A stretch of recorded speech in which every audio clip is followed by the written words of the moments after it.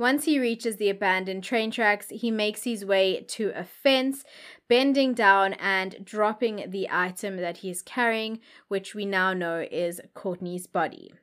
He then walks away from it, picking up one or two things before walking back to the body in an attempt to cover it up. He then walks away from Courtney's body, later putting his hands on his head.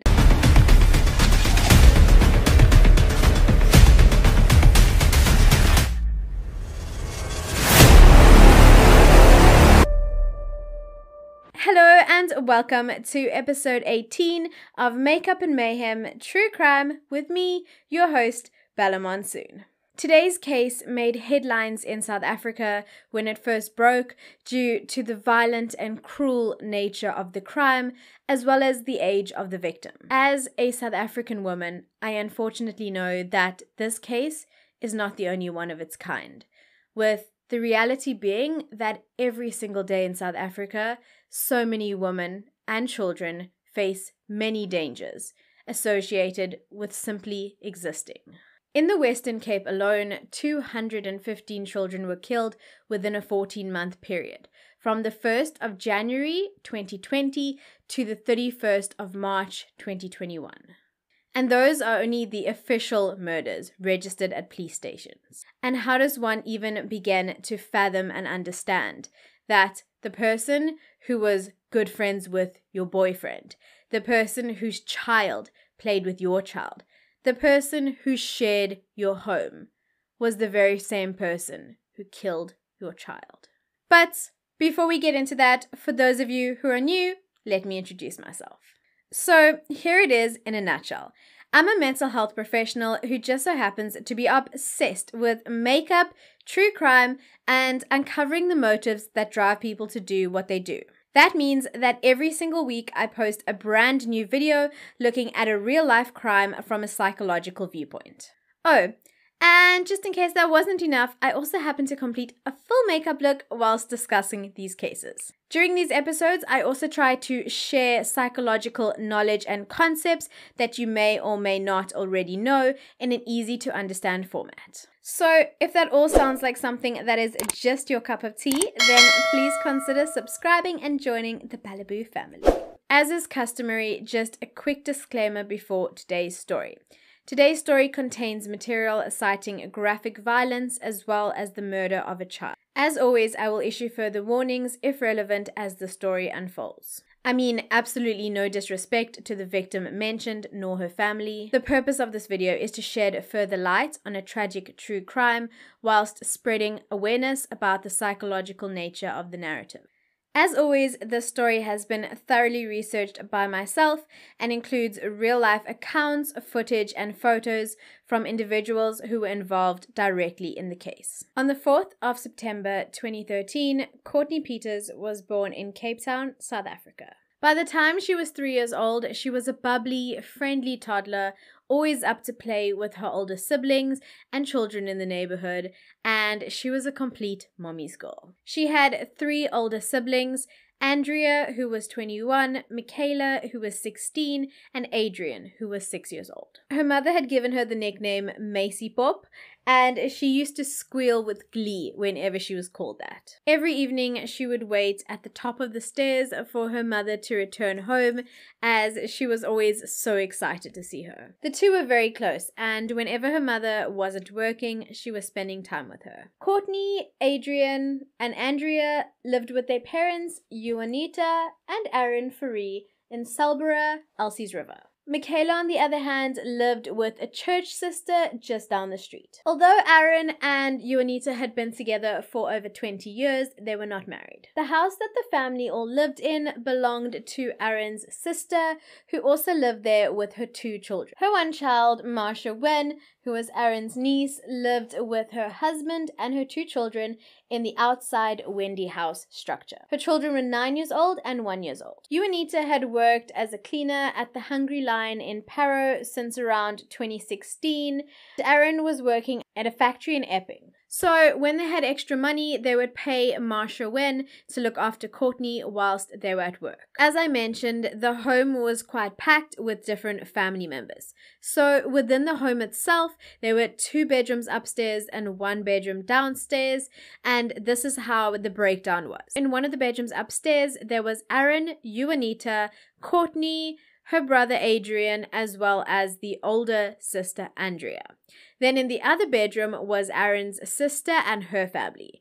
Downstairs, there was a room that was rented out, and outside in the Wendy House structure, there was Marsha Wen, her husband, and their 2 children. So there were quite a few people living in the same property. And as I just mentioned, the downstairs room in the home was rented out. And it was rented out to Mortimer Saunders. So as far as I searched and as much as I researched, I was unable to find any information on the childhood and the youth of Mortimer Henry Saunders.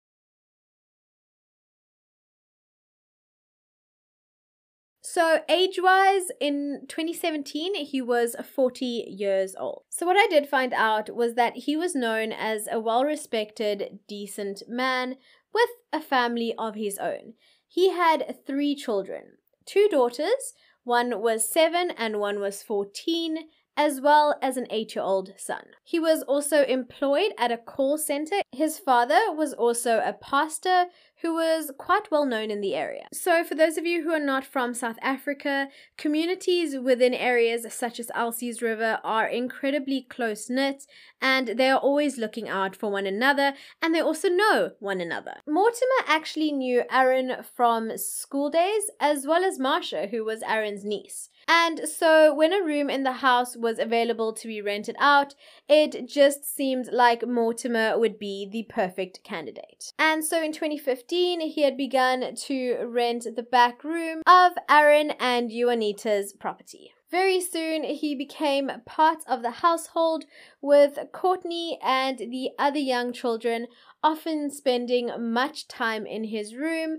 because he had DSTV. So for my non-South African viewers, DSTV is the equivalent of satellite TV. So you have the option of very many more channels as opposed to the standard, I think we have 4 channels just normally. The kids would then spend time watching all the kids' cartoons and kiddie shows. Courtney would also spend time playing with Mortimer's daughter when she was over visiting. The kids grew very fond of Mortimer, and they even called him Uncle Morty. However, the relationship with Juanita and Mortimer was far from pleasant, and they did not like one another in the least. So when Mortimer had become intoxicated, he had spoken to Aaron, who was his good childhood friend, remember, about things that Juanita, Aaron's girlfriend, had apparently said about him. This would then cause a lot of problems within Aaron and Juanita's relationship.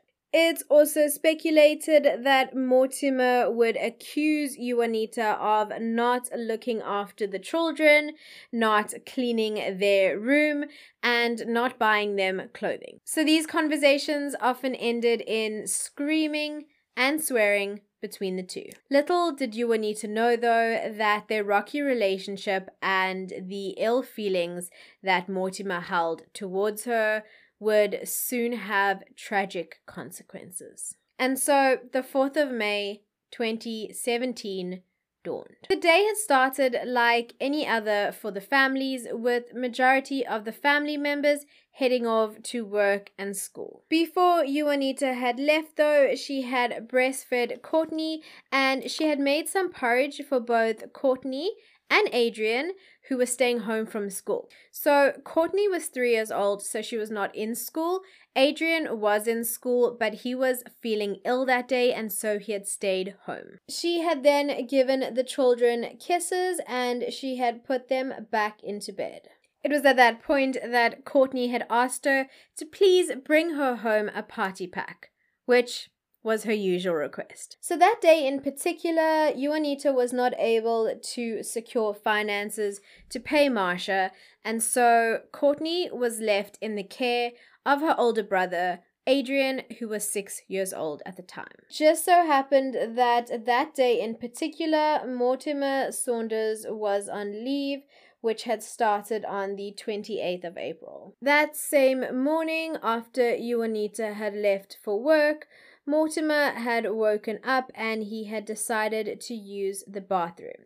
So, as I mentioned, many of these family members shared the same home, but there was only one bathroom in the home, and that was on the first floor. So, the house was always open, and there were always people milling in and out because that was the bathroom that had to be used. He had then used the bathroom, finished up, and then had gone back downstairs to his room. So, about 15 minutes after Mortimer had returned to his room and gotten back into bed, little Courtney had appeared at his door and she was super excited to watch some cartoons. Mortimer, however, did not share her excitement or enthusiasm as he was trying to sleep.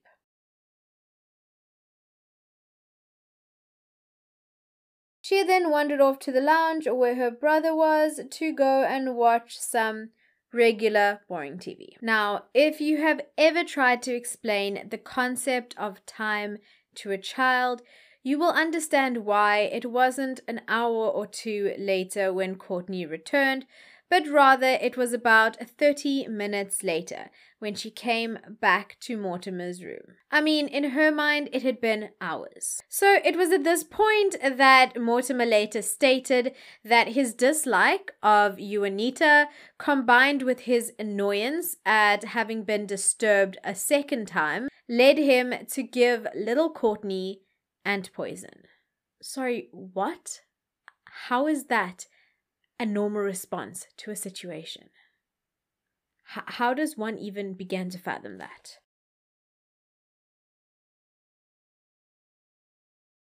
Poison itself was in powder form, which he then proceeded to mix in a glass of water. So he later claimed that the only reason he had given it to her was that he wanted to make her sick and thus get back at her mother. Later toxicology reports would paint quite a different picture though. Little Courtney was hesitant to drink it, but upon being convinced by Mortimer, who you must remember she trusted, she then began to gulp it down. She stopped quite quickly though, as the taste was awful, as one can imagine.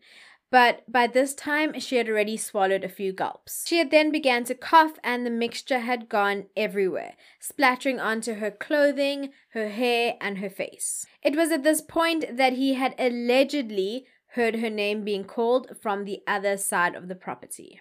So I'm going to rewind ever so slightly to explain what was happening on the other end of the property while this was going on in Mortimer's room. So earlier that morning, Marcia had been in and out of her Wendy house, dropping her older daughter at her mother's house because they used to walk to school together. That was like their little tradition. And then she returned to her Wendy house and she began to clean because her baby was still asleep. She had only then walked into the main house for the first time around 8:30 that morning, to which she had found Adrian alone.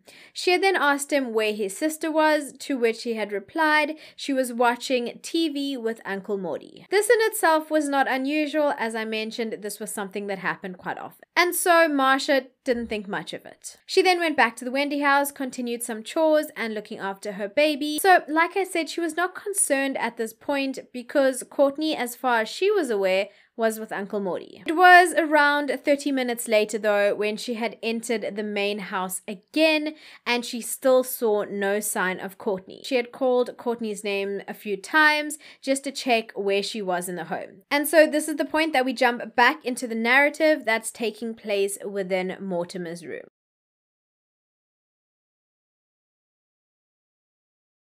So it was at this point that Courtney was looking a little bit woozy. She wasn't feeling so great. She was starting to mumble, and it was then that she had heard her name being called. This was obviously Marcia calling out for her. She had then tried to respond to the calls. So it was at that point that Mortimer had freaked out. He didn't want them to find Courtney in that condition in his room.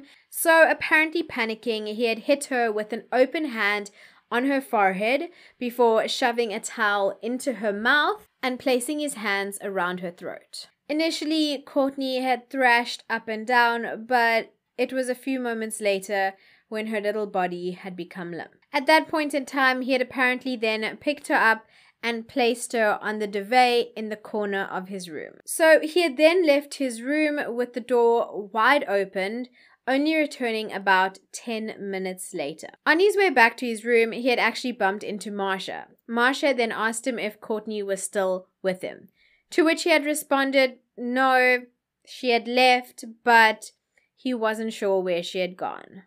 He had then entered his room and closed the door behind him.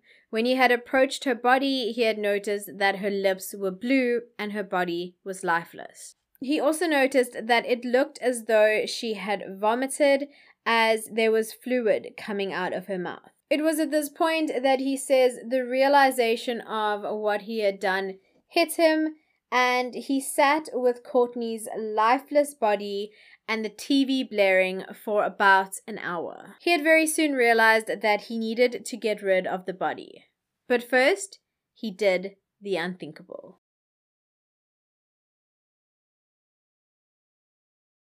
He had pulled off her denim shorts and underwear, and using 3 of his fingers, he had then penetrated her. He had later stated that he did that so that there would be no DNA left behind, but other people would think that she had been raped. He had then stated in his confession that at this point, after penetrating her with his fingers, he had realized there was no reaction from her. This confuses me because he had previously stated that he was aware that she was dead at this point. So obviously there would have been no reaction from her. But anyways, in his own disgusting words, once he had seen that there was no active bleeding, he had become aroused. He had then taken out his genitals and he had placed them on and around her body and then on her genitals. He would then go on to say that he had not penetrated her genitals with his genitals, but there would be a differing opinion due to the forensic evidence that was found later on. He did, however, on multiple occasions and with extreme certainty state that the sexual assault had only occurred after she was dead, thus confessing to necrophilia. Later evidence would also attempt to refute his allegation. Either way, whether it was before or after her death, the fact remains that he sexually assaulted her. He had then covered her body in the duvet and had attempted to make it fit into the plastic packaging that the duvet comes in. But to do that, he had to break her bones and bend her fragile little body. He had then got her into the bag, at which point he had left the house with the bag and her body and headed towards Epping Industria. Epping Industria is an industrial area with many factories and the like. During this time, Marsha was in and out of the main home, and at one stage she remembers seeing Mortimer's room locked with the padlock on the outside of the door. By the time Mortimer had returned home, it was late afternoon and everyone was in a panic because Courtney could not be found. Marsha was then approached by Mortimer, who had then given her a hand-typed CV, her CV, which he had promised he would do for her at the library. He then went on to state that he was in the library responding to emails and typing out her CV, and he was also looking for Courtney along his way. She had later went on to say that during this time, Mortimer was cool, calm, normal, unperturbed, and did not act suspiciously in the least. She then wanted him to contact Juanita urgently so that she could come home, but he had told her it was best not to worry her. Juanita had then returned home from work around 4 p.m. and she was greeted by Adrian running up to her and saying, Mommy, we can't find Courtney. She's missing." She immediately dropped the bags she was carrying and she began frantically searching the house, calling out Courtney's name. She then began to go to the neighbors' homes, as Courtney often played with the neighbors' children. Like I previously mentioned, in communities like Elsie's River, everyone was super close and everyone knew one another. Unlike in many suburbs where you don't even know who lives next door to you. She had obviously had no luck, and thus she had filed a missing persons report at 7 p.m. at the Elsie's River police station. Days passed and the search became frantic, with over 100 community members and police canvassing the surrounding areas. On social media, flyers were shared to the community pages nationwide. Many false tip-offs were unfortunately given, with people stating that they saw Courtney walking around Cape Town CBD, and there were even 2 fake ransom requests. Juanita even appeared on television, sending out a heartfelt message pleading for her daughter's safe return. That person who had my baby, just please bring her back to me. That person don't have to be scared. But all I'm asking, just bring her back to me. Because I can't go on without her. Yesterday I feel like go throw me under a car. Because I miss her too much. It's absolutely chilling to think that this entire time, the murderer of her daughter was living in her own home just downstairs. During this time, Mortimer even comforted Juanita, going as far as placing his arm over her shoulder and telling her, "Don't cry, we will find her." I mean, what? He had helped with the searches, even telling members of the community that a person who lived across the street, Richard Maxim, might be, in his own words, a person of interest, as apparently he had seen Courtney with this man.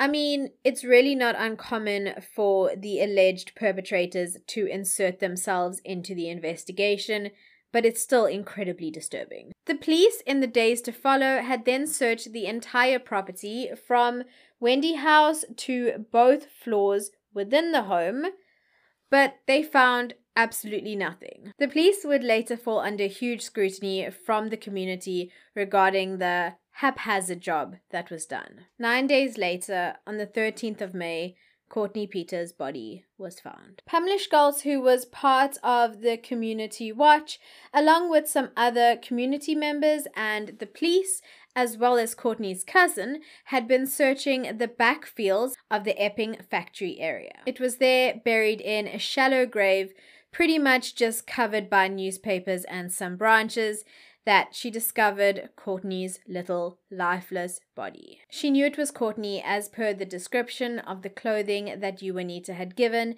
especially the embroidered flower on her denim pants. When she was found, her navel was exposed, her zip had been pulled down, and her jeans were open and by her feet.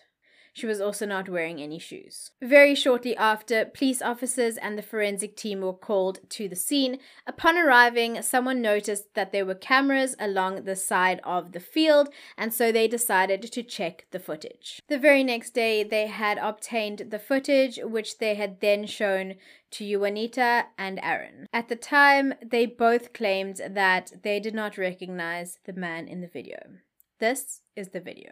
In watching this video, it's very clear to see that the man is carrying something as he walks through the very busy streets, past pedestrians and workers, before further on entering an open field. Throughout this entire time and video, he appears incredibly nonchalant and casual, even though he is carrying the body of a 3-year-old Courtney Pieters. Once he reaches the abandoned train tracks, he makes his way to a fence, bending down and dropping the item that he is carrying, which we now know is Courtney's body. He then walks away from it, picking up 1 or 2 things before walking back to the body in an attempt to cover it up. He then walks away from Courtney's body, later putting his hands on his head. So although Aaron or Juanita did not identify him, Mortimer Saunders was later identified as the man in the video by a childhood friend. Like I said, tight-knit community, everyone knows one another. The search for Courtney Pieters had now become the search for Courtney Pieters' killer. That Sunday, the 15th of May, all the adult males in the home were asked to give DNA so that they could be excluded as suspects. Of course, they were more than willing to oblige as they didn't want to be suspects in this case. However, when it came time for it, Mortimer was nowhere to be found. He had then later told police via a phone call that he would come to the station to give his sample, but he never pitched. Surprise, surprise. So the police basically had Mortimer due to the confirmed sighting in the CCTV footage, along with the fact that he had not given them DNA. So later that day, the police arrived at Juanita and Aaron's home with the K9 unit. The dogs from that unit are trained in blood fluid investigation. A dog's sense of smell is anywhere between 10,000 to 100,000 times more accurate than a human's. So you best believe if you've done something dodgy, there's no hiding it from them. The dog had then immediately run to Mortimer's room. To be sure, they had removed the dog a few times from the room and the house. However, each and every time it had returned there. In later photographs of the crime scene, there are pools of blood in the fridge that cannot be explained, as well as a stench that permeated the air. Some items from the room were then also taken for testing. So whilst this was all going on, Juanita had actually approached the police officers and the team who were working, and she had said to them that she actually had lied to them before and that she did know the person in the CCTV footage. She had then went on to say that it was clear that it was Mortimer Saunders, but she just did not want to believe it at the time. Mortimer was still MIA whilst this was all going on. No surprise there. But later that afternoon, Constable Bradley Spochter of the Elsie's River Police Station had received an anonymous tip-off from a female giving him directions to a house in Jonas Street where Mortimer was believed to be. Constable Spochter had then entered the separate entrance of the property, to which he had found Mortimer nonchalantly sitting on a chair watching television. Not a care in the world. I mean, it wasn't like he was evading arrest for a murder or anything. And you know what? He was actually wearing the exact same outfit that he was wearing on the CCTV footage. A red golf shirt, a pair of jeans, and caterpillar boots. So upon spotting Constable Spochter, he had attempted to casually stand up and walk away, but Spochter was having none of it, and so he had arrested him and taken him to the police station. After his arrest, he soon discovered that he did not qualify for free legal aid,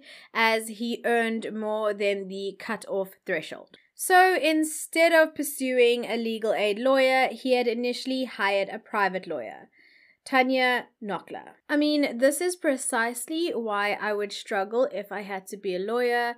Imagine having to defend people like him. After his arrest and whilst he was awaiting trial, Mortimer did not even attempt to apply for bail because he feared the backlash of the community and vigilante justice, which is quite a big thing here in the communities of Cape Town. He also had requested to be kept in the hospital section of the Goodwood prison after he had received multiple death threats in the awaiting trial section of the prison after people had found out that he was a child rapist and murderer. He was unfortunately granted this via a court order, as they needed to protect him and his life long enough, I guess, for the trial. Mortimer Saunders' trial, after being transferred to High Court and postponed multiple times, began a year later to the day he was arrested. Over the next few weeks, Mortimer had initially made admission of the rape and murder of Courtney Pieters. However, months down the line, his lawyer would then go on to state that he had made no such admission. It was also in court and during the trial that the details of Courtney Pieters' death were disclosed.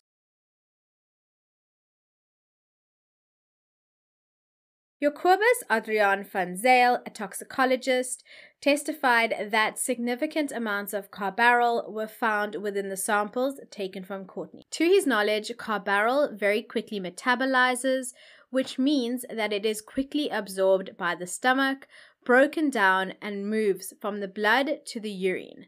Thus, he concluded for him to still be able to see CARBARYL in Courtney's blood, it would point to her having been exposed to an extremely high dose. Although she had been poisoned, the official cause of death was asphyxia due to smothering or strangulation and/or poisoning. According to Professor Johan Dempers, who was the pathologist who had examined her, the toddler had sustained external blunt force injuries to her face, torso, and limbs, along with signs of pressure to her neck and injuries to her genitals. Upon conducting the autopsy, it was evident to see that there was hemorrhaging inside the scalp, typical of blunt force trauma. He then went on to state that it was quite implausible to believe that the penetration of Courtney's genitals only occurred post-mortem. This directly opposed what Mortimer had claimed. Lastly, forensic analyst Lutando Tia testified that he had matched samples of semen collected from Saunders to samples found on Courtney's body. Saunders' defense team went on to argue that the semen could have been transmitted from his fingers rather than from his genitals. Although there was no final word on this, the act that was committed remains the same, whether it was prior or post her death. So as I had previously mentioned, there was very little information regarding Saunders' childhood and youth, and there was no information regarding any psychological evaluations that were conducted. However, during the trial, Saunders had gone on to state that he was paranoid that he would be poisoned by his own mother, his aunt, and even his ex-girlfriend. It's unclear how or why he believed that this would occur, but it is a belief that he held strongly to.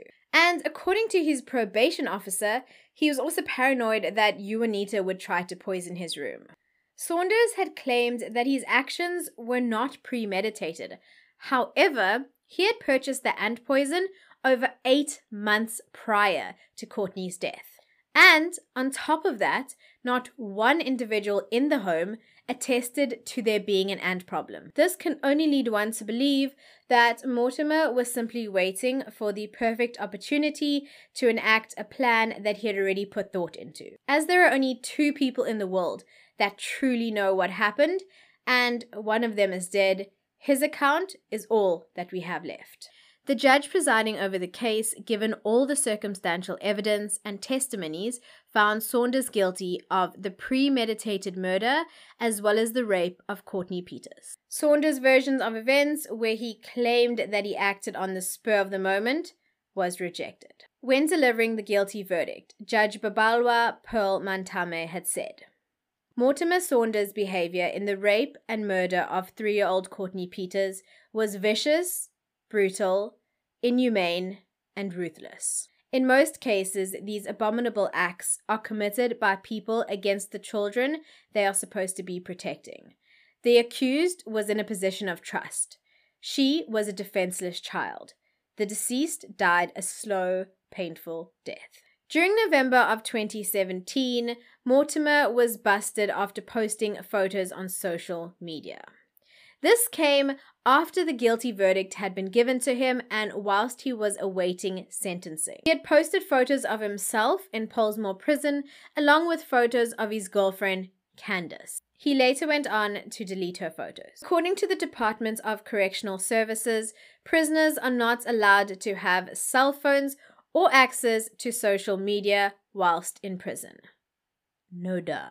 Shortly after the guilty verdict and all of that, Mortimer issued an apology to the family of Courtney Pieters.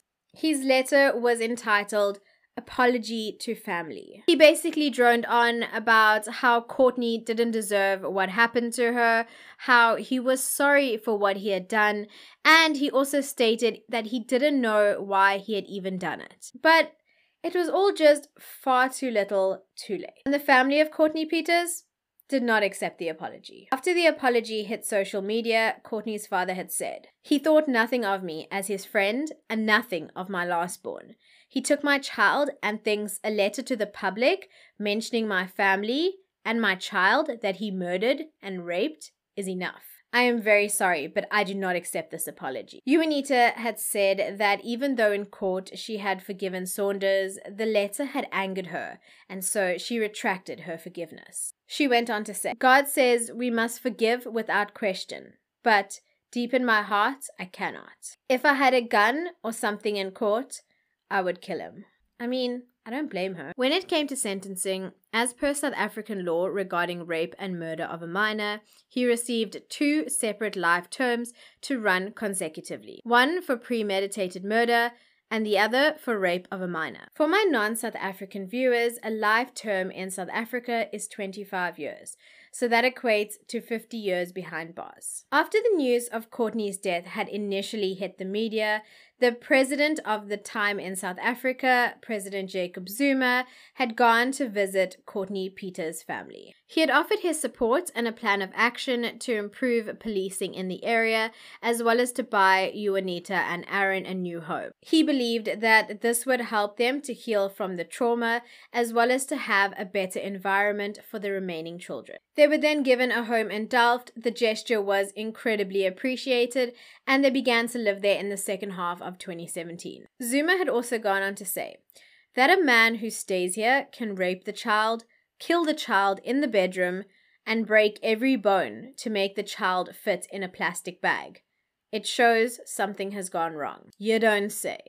Look, this is not a political channel, so I will be saying nothing more about Zuma, and we will be moving on. In the months that followed, Juanita said that moving to Delft with Aaron and the children allowed the family to distance themselves from the home that had so many painful memories. Adapting to life after Courtney's death was difficult for the entire family, but they were given access to counseling sessions to assist. Social worker Evelyn Terode said that through these counseling sessions, she was able to establish that one of Courtney's older sisters was blaming herself for what had happened to Courtney, and she had started to act out and started bullying others. One of Courtney Pieters' sisters, Makeup Pieters, would later go missing in 2019 with her face plastered over social media. However, she was found shortly afterwards, but she stated that she didn't want to go back to the Delft family home. So if you want to read up more about that, I will leave some resources in the description box for those who are interested. Courtney Pieters was then laid to rest as the trial progressed on the 21st of August, with hundreds coming out to celebrate her life and remember her spirit.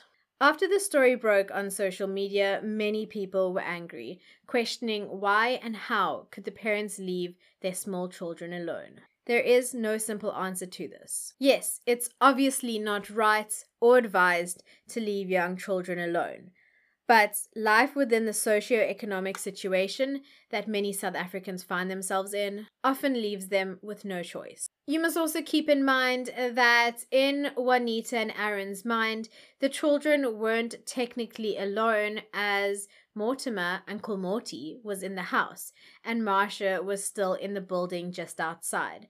So I don't think in their minds they could have ever thought that something bad could have happened. Whilst researching, I also came across the accusations and rumors that Juanita was aware that Courtney was being molested or sexually assaulted prior to her death. However, I was unable to find any other testimonies, documents, or articles to substantiate this theory. It's for a similar reason that this episode has a lot less psychological theories than my usual episodes, because I was unable to find enough information to go off of.